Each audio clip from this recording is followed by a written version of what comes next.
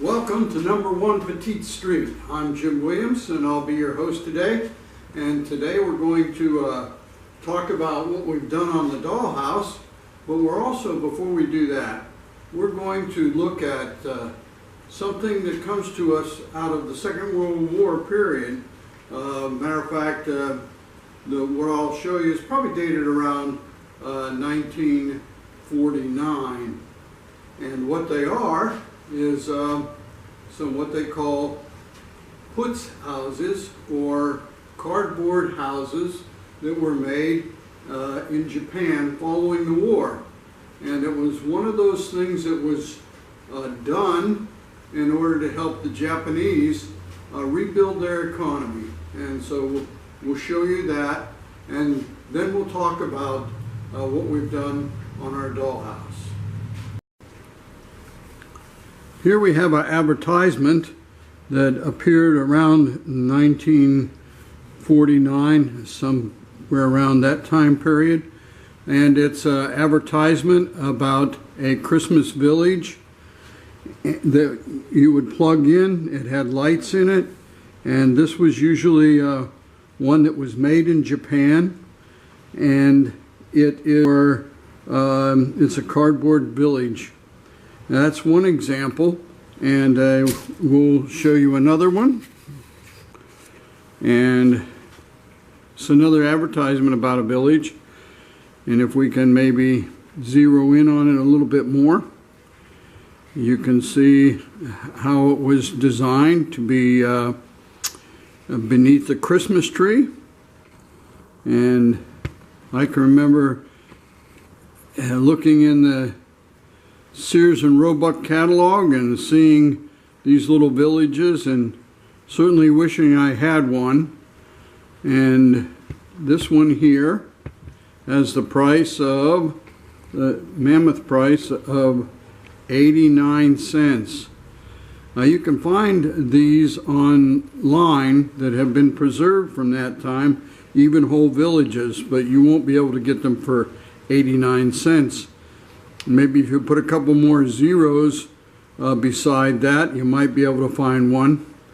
But I have two examples, and today we're going to look at one of those, and we're going to make a village over the next couple times we get together. And I'm going to have those plans available to you if you want to email me, and I'll send those plans to you. But right now, let's look at one of the putz village houses that I have put together. So this is a cardboard village house, and it's original. I'm not sure where I purchased it or found it, but I was fascinated with it, and so I decided to look it up and see what it was. And notice on the bottom of it, you can, I think, make out right there where it says Japan. And this was a creation by the Japanese after World War II as they tried to rebuild their economy. It's made of cardboard, and I was fascinated with it, so I decided, hey, why not make one myself? So we're going to look at the steps in making one, and then I'll show you one of the finished products that I had, and maybe invite you to make one yourself or a whole village for this Christmas.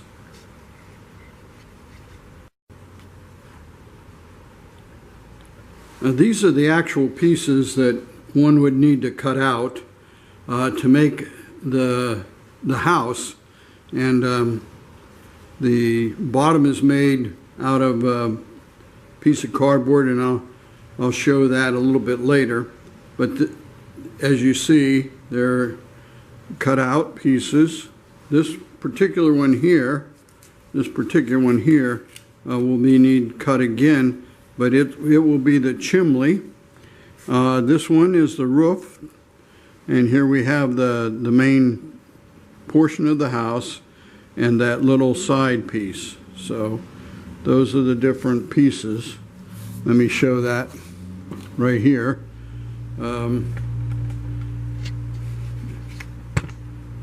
So you have those different pieces. This will be cut off to be part of the chimney. It's not pictured on that one. I lost the chimney on it, but I will show that in the next picture, which we're going to slide right over here next to that. And this is one I'm working on now. Got the chimney a little big on this one, but as you can see, we can put those pieces together, and I will show you how to make the base, which isn't difficult.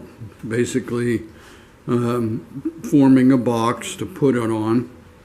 And that's my one I'm working on right now. And over the next one I'll show you right here is one that I made last Christmas. It's kind of being packed away, lost some of its glitter, so I'll be putting more glitter on this one.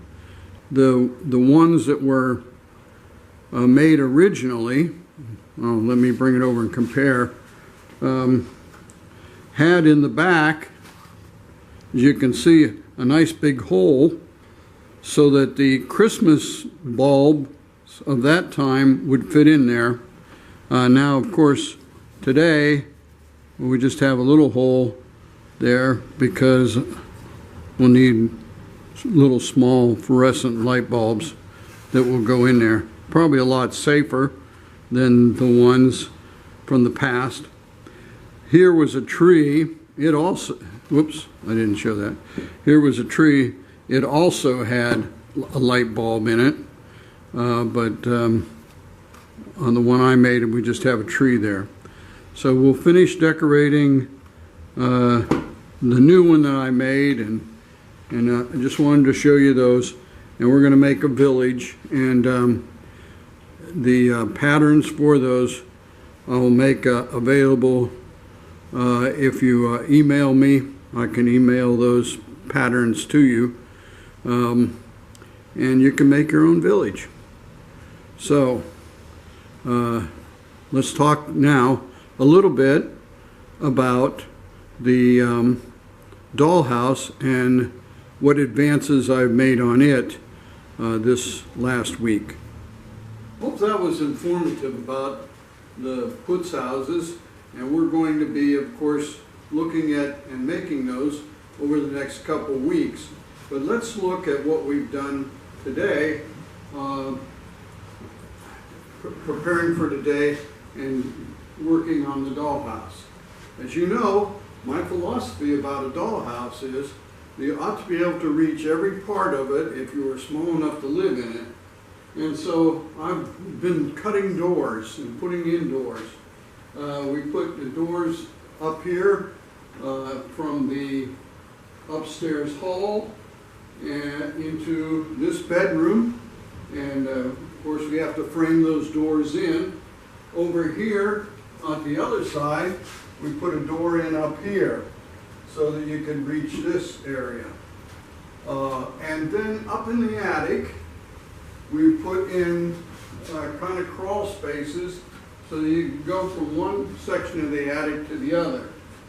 And what I didn't get done, but what we will be doing is putting in a hole in the ceiling where a drop-down ladder will come out of the attic so one can get up in there and deal with what's stored there.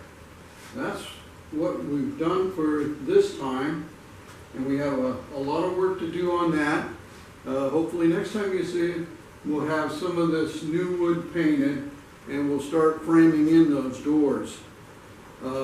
So what I want to ask you now is if you'll just take some time, and if you'll subscribe, certainly, there, right there, subscribe, or you can comment down below, or you can contact me at the email number. And remember what I said, that if you'd like to have the plans for these Christmas houses, these cardboard Christmas houses, then I'll have those in paper form so you can print them off, and basically then what you do is you print them off, and I'd make a couple copies because if you mess one up, you'll still have the other. Then you can use them on a piece of cardboard and make a pattern, and then you'll be able to make a number of those. So subscribe, again, I say that, and contact us, comment below, or just email us and say hello. The email is #1 Petite Street at gmail.com, and be in touch.